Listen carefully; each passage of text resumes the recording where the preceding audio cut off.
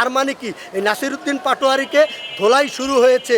এই ধোলাই অর্থাৎ পাগলকে কিন্তু পাবলাগারোতে নিয়ে চিকিৎসা করলে সে ভালো হয়, কিন্তু যদি সে পাগলামি করে, আসলে সে পাগলামি করে, সে কিন্তু পাগল না, তাকে কিন্তু উত্তম মাধ্যম দিয়েই কিন্তু তাকে শিক্ষা দিতে হবে এবং তার মায়ের বিকল্প কোনো ঔষধ নাই। অতএব তাকে মারতে হবে, মাইরা তাকে ঔষধ দিতে হবে।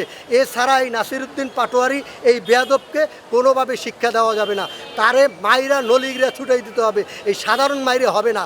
এই যে মাইর, এটা হইলো নর্মাল অ্যান্টিবায়োটিক মাইর, এখনও তার পরে নাই। হপায় হচ্ছে আপনার নাপা, এই নাপা দিয়া কিন্তু তার হবে না। সে কিন্তু বলছে আমি আর কথা বলবো না, কিন্তু সে কিন্তু তারপরও কথা বলতেছে।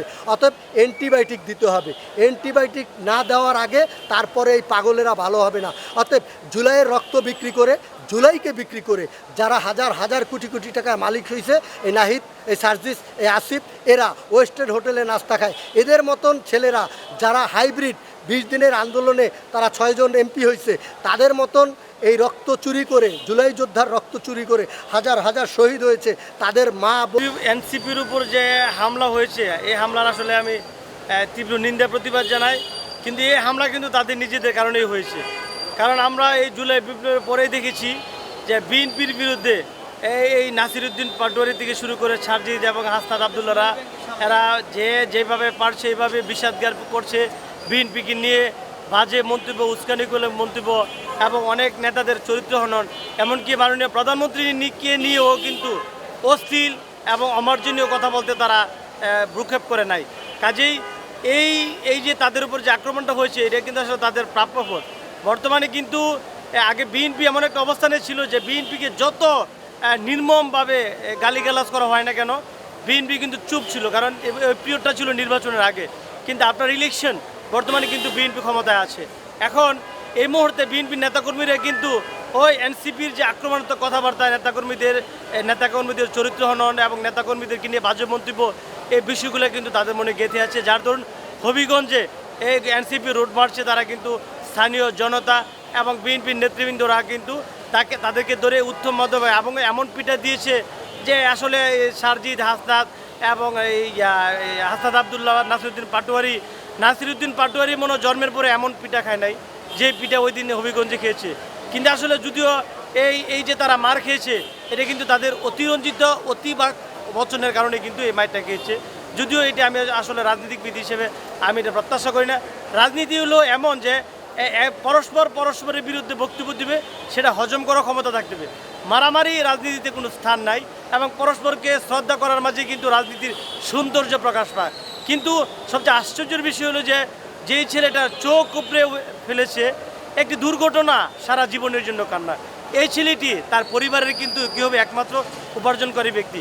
সেই ছেলেটারই রাজনীতি করতে গিয়ে এনসিপির সাথে যাওয়ার পরে তার যে চোখ উপড়ে ফেলা হলো এবং আজীবনের জন্য যে ছেলেটা অন্ধ হয়ে গেল, এই ব্যাপারে আসলে আমার খুব কষ্ট হয় যে রাজনীতি কি এমন নির্মম, এত নিষ্ঠুর হইতে পারে যে রাজনীতির কারণে তার চোখ উপড়ে ফেলতে হবে? কী এমন অপরাধ করেছে এই ছেলেটা যার ধরুন তার জীবনের জন্য তার মা বাবা ভাই বোন এত কষ্ট করে তারা বড় করেছে, তার চোখটা উপড়ে ফেলতে হবে?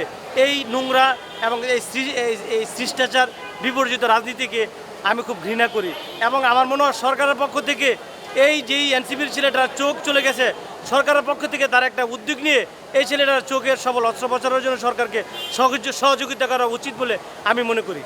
আসলে উকিল সাহেব, আমি তো আসলে আপনার কথাগুলো খুব মনোযোগ সহকারে শুনছিলাম। তো এখন ওই নাসিরউদ্দিন পাটোয়ারি বেয়াদব, অর্থাৎ সবচেয়ে বর্তমানে বাংলাদেশের যে বেয়াদব আছে, এই বেয়াদবের ক্যাটাগরিতে 1 নাম্বার হইল নাসিরউদ্দিন পাটোয়ারি, 2 নাম্বার হইল আসিফ, 3 নাম্বার হইল নাসিরউদ্দিন পাটোয়ারি এবং হাসনাত আবদুল্লাহ, অর্থাৎ এরা সবাই বেয়াদব। এখন এই নাসিরউদ্দিন পাটোয়ারি যে বেয়াদব, এই বেয়াদবের একটা চোখ যদি ওই ছেলেটাকে দিয়ে দেয়, তাইলে তো ওই ছেলেটা সুস্থ হয়, তাহলে তো সরকারের লাগে না। কারণ হলো যেহেতু নাসিরউদ্দিন পাটোয়ারির কারণেই সে এইখানে চোখ হারাইছে বা অন্ধত্ব হয়েছে, তাহলে এই বেয়াদবের একটা চোখ এইখানে দিয়ে দেন। এই বেয়াদবের কারণে আপনি দেখবেন নাসিরউদ্দিন পাটোয়ারির বক্তব্যের কারণে এই বর্তমান প্রজন্ম কিন্তু অর্থাৎ উচ্ছৃঙ্খল হইতেছে, সন্ত্রাস হইতেছে। যে নাসিরউদ্দিন পাটোয়ারির কারণে মানুষ ভালো কিছু শিখবে, নতুন প্রজন্ম ভালো কিছু পাবে, কিন্তু সেই না পেয়ে এখন কিন্তু বর্তমানে এই ছোট ছোট বাচ্চারা কিন্তু তার কাছ থেকে বেয়াদবি শিখতেছে। অতএব এই যে একটা চোখ বা 2টা চোখ, এই যে সংঘর্ষ একটা পরিস্থিতি, আমি মনে করি এই ধরনের বেয়াদব যতদিন রাজনীতিতে থাকবে এবং যতদিন এই রাজনীতিতে তারা বক্তব্য দেবে, আমি মনে করি আগামী দিনে এই রকম সংঘর্ষ আরও হবে, এটা ঠেকানো যাবে না।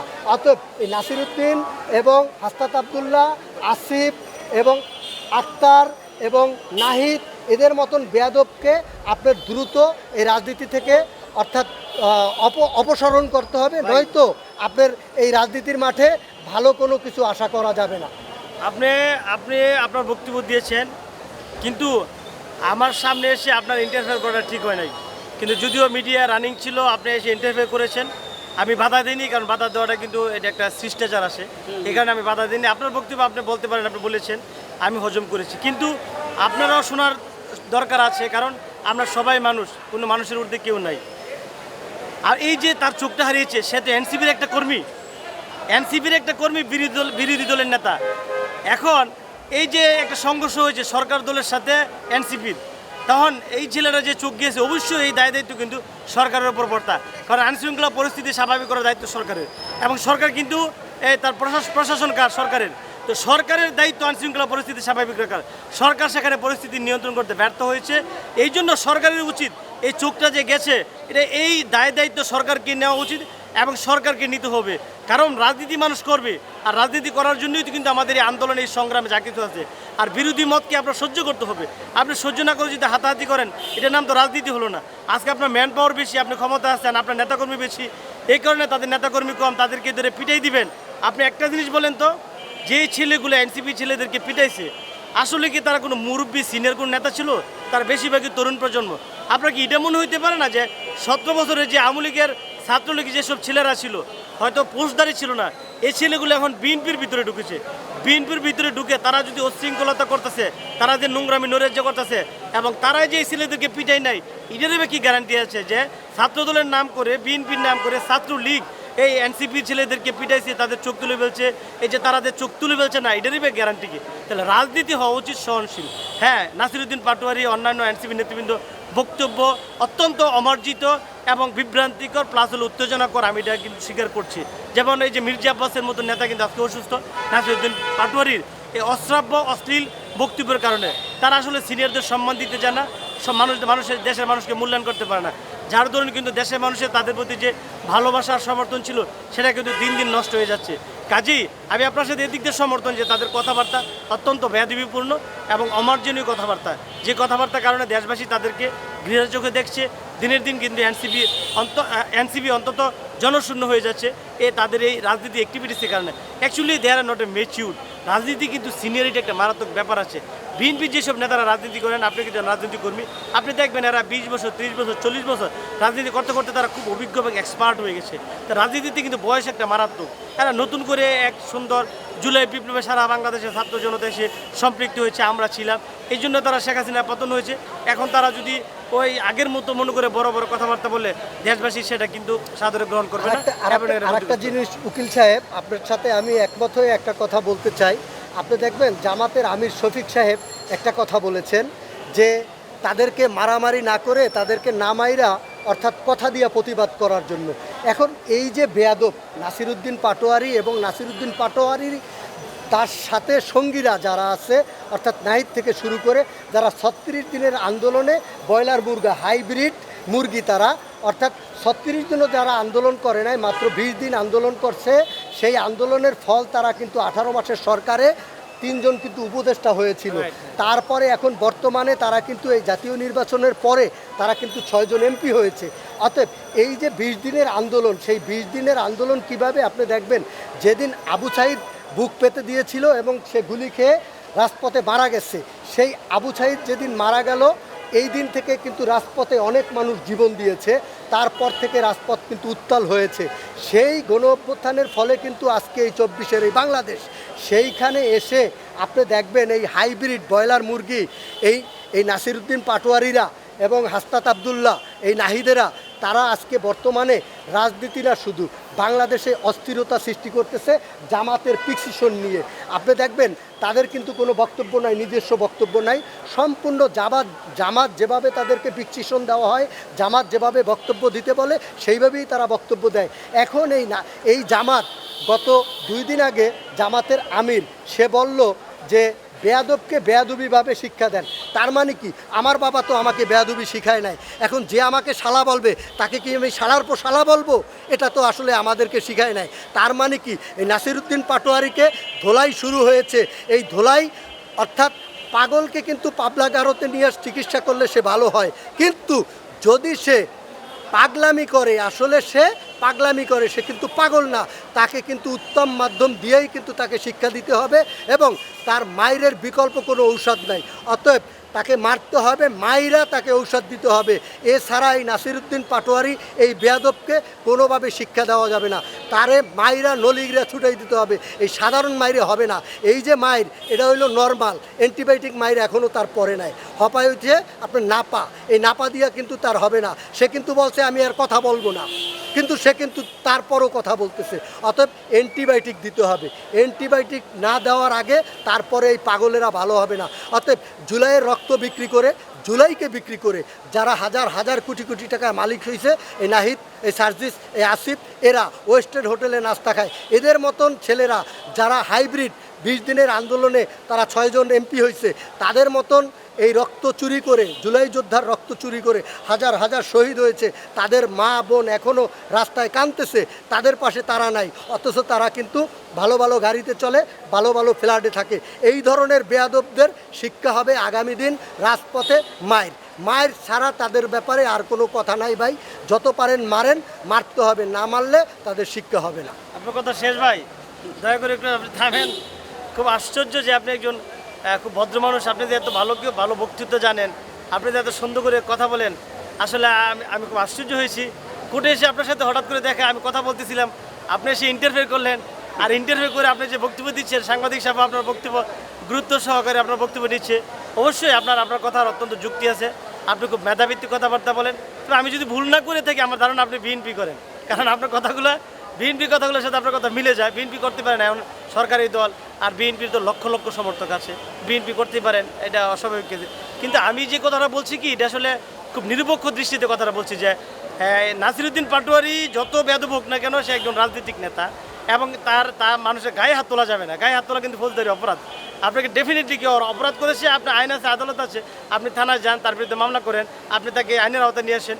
কিন্তু মারামারি করা কিন্তু এটা আইনগত সংঘাত, এটা আইনের বিপরীতে পড়ে।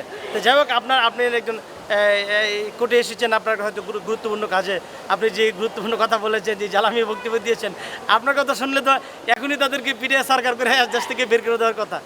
কিন্তু আসলে রাজনীতি এমন না, রাজনীতি হলো ধৈর্য, সম্প্রীতি এবং আন্তরিকতার মধ্যে দিয়ে রাজনীতি করতে হয়।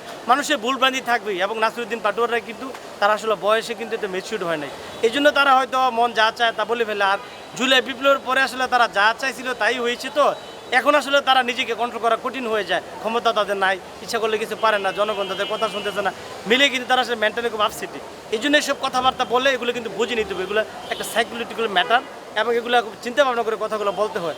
হ্যাঁ, নাসিরউদ্দিন পাটোয়ারিদের কথাবার্তা অসুন্দর, অমার্জনীয়, এবং আমি স্বীকার করছি, কিন্তু গায়ে হাত তোলা যাবে না, মারি দেওয়া যাবে না।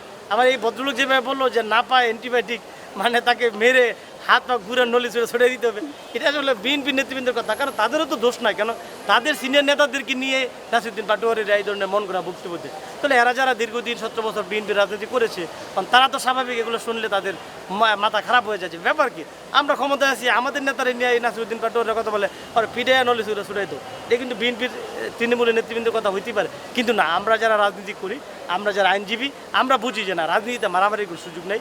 রাজনীতি হলো সম্প্রীতি, এবং আপনার বাংলাদেশ কনস্টিটিউশনে কিন্তু আপনাকে রাজনীতি করার অধিকার দিয়েছে, স্বাধীন মত প্রকাশের করার অধিকার দিয়েছে। আজকে আমরা স্বাধীনভাবে কথা বলতে পারি বিধেই কিন্তু বাংলাদেশটা ভালো আছে, এবং শেখ হাসিনার যে পতন হয়েছে, এই আমরা আসলে কথা বলতে না পারার কারণে। কথা বলতে হবে সবার বিরুদ্ধে, আর সমালোচনা সহ্য করার মতো মন মানসিকতা আপনার থাকতে হবে। This is a called a democracy. ডেমোক্রেসির সৌন্দর্য এটাই যে আপনি আমার সামনে আমার সমালোচনা করবেন, আপনার সামনে আমি সমালোচনা করব। আর সমালোচনার মধ্যে দিয়ে কিন্তু সত্য যেটা এটা পরিস্ফুটিত হবে। আর এইভাবে রাজনীতির সৌন্দর্য বৃদ্ধি পাক, মারামারি হানাহানিতে আমরা না যাই। নানান মত, নানান পথ, দেশ বাঁচাতে ঐক্যমত। দেশের নেত্রী বেগম খালেদা জিয়াকে শ্রদ্ধা প্রদর্শন করছে, আল্লাহ ওনাকে জান্নাতুল ফেরদৌস নসিব করুক। ম্যাডাম জিয়া, মরহুম খালেদা জিয়া কিন্তু এই কথাটা বলেছিল, যে ওনার স্লোগানটা ছিল যে নানান মানুষ নানান মত, দেশ বাঁচাতে ঐক্যমত। আসলে নানান মত থাকবে, নানান পথ থাকবে, নানান ব্যক্তি থাকবে, কিন্তু দেশের ক্ষেত্রে এসে আমাদেরকে এক থাকতে হবে। মাননীয় প্রধানমন্ত্রী এসে কী বলেছে, সবার আগে বাংলাদেশ, দেশটাকে বাঁচান, দেশটা ভালো থাকবে। রাজনীতিক নেতা এরা সবাই দেশের জনগণ, জামাত, এনসিপি যারা আছে, বিএনপি সব। তাহলে এবার আমূলিকও তো দেশের জনগণ, আমূলিকতে আপনি ভালাই দিতে পারবেন? এই দেশের মানুষ তো তারাও আমূলিক, হয়তো তাদের নেত্রী ভুল করে গেছে, তাদের নেতাকর্মীরা দুর্নীতি করছে, তাই বলে সাধারণ আমূলিক তারা দোষ করে নাই। আর সব আমূলিকই তো খারাপ না, কাজেই সবাইকে নিয়েই এই দেশে আবার একটা জিনিস, আমরা যদি ট্যাক্স দিচ্ছি, আমূলিকও তো ট্যাক্স দিচ্ছে। ট্যাক্সের সময় তো আপনি বলেন না সেই আমূলিকের লোক, তার ট্যাক্স নেওয়া যাবে না, তাহলে আমূলিকে তো ট্যাক্স দিচ্ছেন আপনি। তাহলে সবার টাকা দিয়ে দেশ চলছে, আর সবাই দেশের নাগরিক, সবাই দেশের সুযোগ সুবিধা ভোগ করবে। হ্যাঁ, কেউ দয়া করে আইন নিজের হাতে তুলে নেবেন না, কারণ আইন তুলে নেওয়া একটা দণ্ডনীয় অপরাধ। আপনারা কেউ অপরাধ করলে তাকে আইনগতভাবে ব্যবস্থা নেন, মামলা রুজু করেন, তাকে আদালতে সোপর্দ করেন, আদালত বিচার করবে কে অপরাধী কে অপরাধী না। আসুন আমরা সম্প্রীতি এবং সহানুভূতির রাজনীতি করি। সবার আগে বাংলাদেশ, দেশটা এগিয়ে যাক, বিভাজন নয়। আমরা উই নিড ইউনাইটেড, আমরা ঐক্যবদ্ধ বাংলাদেশ চাই। ধন্যবাদ আপনাদের।